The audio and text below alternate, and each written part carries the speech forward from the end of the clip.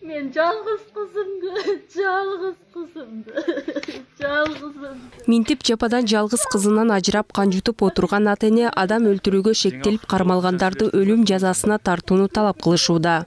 Киши колдуу зордукталып мыкаачылык менен өлтүрүлгөн 9-класстын окуучусу Айдай Кочкорованын жансыз денесин 4-сентябрда мал кайтарып жүргөн жергиликтүү тургун сел өтүүчү тоннелден тапкан. Кыздын колу артына жип менен байланып, мойнунда жип менен муунтунун издери калган. Маркумдун сөөгү кече 5-сентябрь күнү Кадамжайдын Ногардан айылында жерге берилди. Ошону баягы зөкүрлөрдү же аткыла, же болсо бизге бергиле, элге. Башка да отат. Өлүм жазасını берсиндер. Зөкүрлөргө. Элдин алдыга салып туруп, менин көзүмчө атсын, ошол үчөөнү тургузуп туруп, менин көзүмчө атсындар. Мен кызымды андай өлтүрбөй эле жөн эле таштап коюшса болот эле да. Ошончолук колдоруна бойлоп. Бул окуяга байланыштуу адам өлтүрүү беренеси боюнча кылмыш иши козголуп, соттук медициналык экспертиза дайындалган. 5-сентябрда кылмышка шектелип Кадамжай районунун 27, 25 жана 24 жаштагы 3 тургуну кармалып, убактылуу кармоочу жайга киргизилген. Ички иштер министрлиги тергөөнүн жыйынтыгы менен дагы маалыматтар берилерин айтууда. Ошол убактан баштап эле тергөө башталып, азыр тергөөнүн жыйынтыгында 3 шектүү жаран кармалып, азыркы убакта бизде азыр камоого киргизилди. Тергөө жүрүп атат, тергөөнүн жыйынтыгы менен дагы толук маалыматтар берилет. Бул окуя соңку кезде өспүрүм кыздарга жана келиндерге Кыргызстанда зомбулук күчөп турган маалга туш келди. Жакында эле милиция кызматкерлери тарабынан узак мөөнөткө жыныстык зомбулукка кабылган 11 жашар кыздын окуясы коомчулукту бир селт эткен эле. Эми жашы жете элек кыздын бөөдө өлүмү ийимге карата коопсуздук камсыздоого байланыштуу сын пикирлерди жаратууда.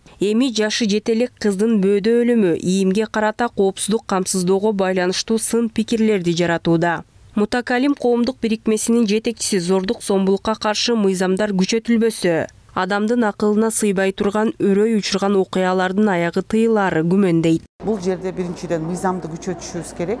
Экинчиден ошол адамдардын сүрөттөрүн катып чыгарбай соцсетке ачык чыгарышыбыз керек да. Мына ушул Эшматов, Ташмат, Зөкүр ушундай кылып атат. Этият болгула деген биз жазчу элек го мурун дарбазабызга осторожно злая собака деп.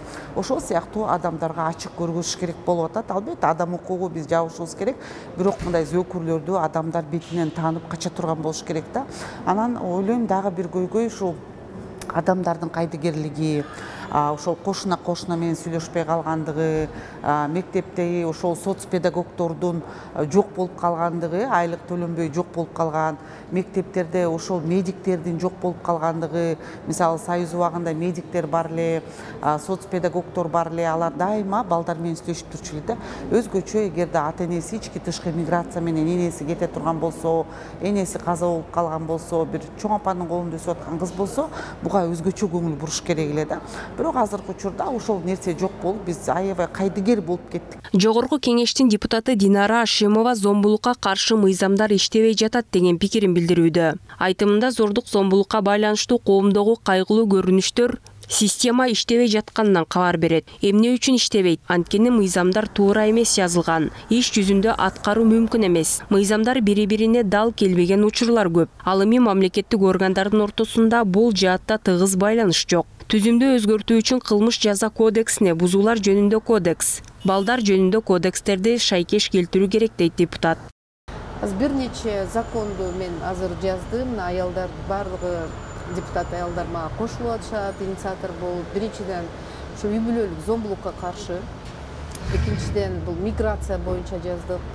Анан мүмкүнчүлүгү чектелгендер боюнча, аларды жумуш менен камсыз болуу боюнча ушундай бир нече закондорду жазып азыр сайтта жооп кеңеште биз илип койдук, бирок биз билебиз, аны окубайт. Эксперттер окуйт, элге жетпейт. Ошондуктан азыр биз чогулуп, анан кийин ушу международдук донорлорду, Минфинди чогултуп, биз жерлерге чыгып, эл менен тыгыз иштешип туруп, мына закондор иштеп кете турган кылып кабыл алайлы деп атабыз. Анан бир ачык иштейли деп атабыз да, ачык, тыгыз эл менен иштейли, зомбулукту токтотойлу. Токтотуш үчүн мамлекет катуу киришиш керек. Жогорку кеңештин өзүнүн чоң бул жерде функциясы болуш керек. Өлкөдө жыл өткөн сайын аялдар менен балдарга карата зордук зомбулук күчөп жатканы байкалат. Мисалы 2021 жылы 604-түн тегерегинде зордук зомбулук фактысы катталса, быйыл 7 айда 9000ге жакын үй бүлөлүк зомбулук фактысы катталган. Былтыр зордуктоо фактысына байланыштуу 604 иш катталып, анын 325-и кыскарган. Тазагүл Эмилбекова, Ильяс Токпаев, Нью ТВ.